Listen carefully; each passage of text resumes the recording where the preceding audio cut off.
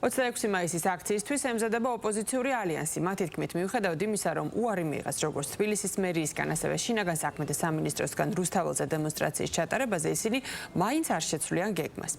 ნიკა გვარამიას განცხადებით, ხვალ დღის განმავლობაში შეეცდებიან ტერიტორიაზე სცენის აწყობას, ასევე გაახმოვანების აპარატურის განთავსებას. მისივე თქმით, რა სახეს მიიღებს მათი პროტესტი, ამას სიტუაციის მიხედვით გადაწყვეტენ. შეგახსენებთ, ხვალ 7 საათზე უნივერსიტეტის პირველ კორპუსთან შეიკრიბებიან და მსვლელობით სწავლენ პარლამენტის შენობისკენ ალიანსის წარმომადგენლები.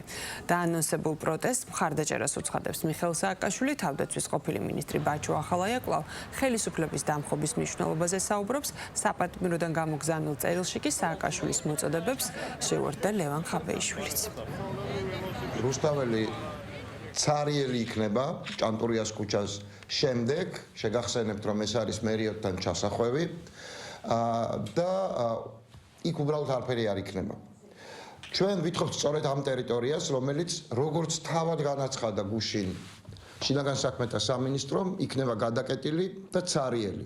კი, ეს ტერიტორია ეკუთვნის მოქალაქეებს. 26 მაისს გეგმავთ ძალიან ბევრი ადამიანით უკვე ახალ საფეხურზე გადაყვანას პროტესტისა, რაც მოიცავს უკვე ისევ კვლავ ძალიან ბევრი ადამიანის მეშვეობით რეჟიმის გაპროტესტებას. ჩვენი მოთხოვნა ემყარება კონსტიტუციას, ჩვენ მოვახდენთ ჩვენი უფლების რეალიზაციას სრულად, იმიტომ რომ ეს გვეკუთვნის როგორც ამ ქვეყნის მოქალაქეებს. ჩვენთვის 26 მაისი არის ჩვენი ქვეყნის საზოგადოების მოქალაქეების ერთიანობის დღე. ეს არის დღესასწაული, როდესაც ჩვენმა მოქალაქეებმა განურჩევლად პოლიტიკური შეხედულებისა ერთად უნდა აღვნიშნოთ ეს დღესასწაული.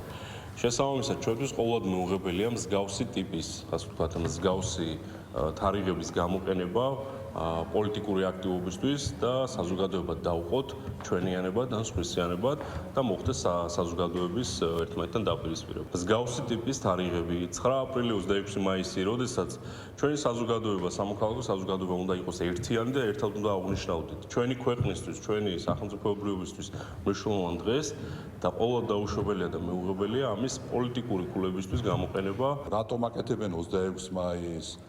თქვათ, სხვა დღესასწაულებში ვითომ აქციებს რატომ ამთხოვენ? იმიტომ რომ სხვა დღეებში ხალხი არ გამოდის. მაგალითად 25-ში რატომ არ გააკეთეს? 25-ში ხო ამბობენ რომ უმრავლესობა ჩვენ გვიჭერთ ხარსო.